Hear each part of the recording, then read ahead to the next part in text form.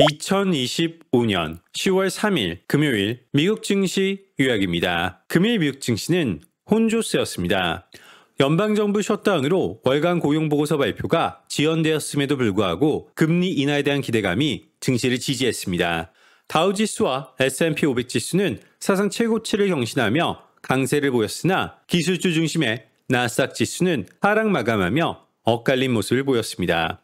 셧다운 사태로 노동부의 9월 비농업 고용보고서 발표가 지연된 가운데 시장의 불안감을 키운 것은 오히려 민간 경제 지표였습니다. 최근 발표된 민간 고용 지표들은 고용 둔화와 노동 수요 감소를 시사했으며 이날 발표한 9월 ISM 서비스 지수 역시 팬데믹 이후 처음으로 위축세를 보였습니다. 이러한 부진한 지표들은 연준이 10월 기준금리를 25bp 인하할 것이라는 기대감을 강화했습니다. 에드워드 존스의 모나마하자는 이번 주 발표된 부진한 고용 지표와 오늘 아침 ISM 데이터가 맞물리면서 결국 연준이 금리를 인하할 것이라는 기대감이 시장을 지배하고 있다. 웰스파고의 제니퍼 팀머만은 노동부 고용보고서를 대체하는 민간 지표들이 엇갈리기는 했지만 전반적으로 연준이 10월에 추가 금리 인하를 단행할 만큼 충분히 부진하다라고 전하였습니다. 그러나 금리 인하 기대감에도 불구하고 나스닥 지수는 주요 기술주의 악재로 하락했습니다.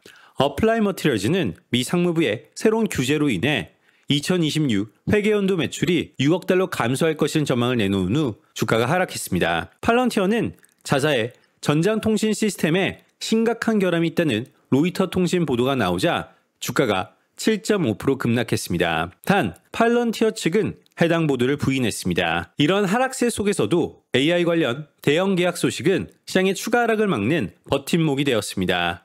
오픈AI 기업 가치가 5천억 달러로 평가받은 지 하루 만에 블랙록 산하 GIP가 AI 데이터 센터 인수를 추진한다는 소식이 전해지며 AI 관련 투심은 여전히 견조함을 보였습니다.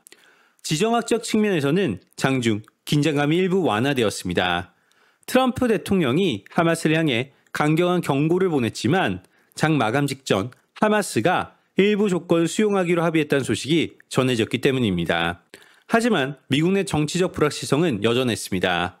백악관은 셧다운 사태와 관련하여 민주당 강세 지역의 예산 삭감 및 공무원 해고 가능성을 재차 언급하며 대립각을 세웠습니다. 셧다운 사태를 바라보는 전문가들의 시각은 엇갈렸습니다. 아메리프라이즈의 앤서니 사갈린 베네는 시장은 보통 정부 셧다운을 단기 변수로 간주한다. 바이터널러시의 아담 크리사플리는 투자자들이 셧다운 사태를 지나치게 안일하게 보고 있다. 대부분 2주 안에 해결될 것으로 예상하지만 타협을 향한 실질적인 움직임은 보이지 않는다. 라고 전하였습니다. 향후 통화 정책을 두고 연준 위원들 사이에서도 의견이 엇갈렸습니다. 시카고 연은의 굴스비 총재와 댈러스 연은 로건 총재는 추가 금리 인하에 신중해야 한다는 입장을 보인 반면 스티브 미란 연준 이사는 큰 폭의 금리 인하를 수차례 단행해야 한다고 주장하며 이견을 드러냈습니다.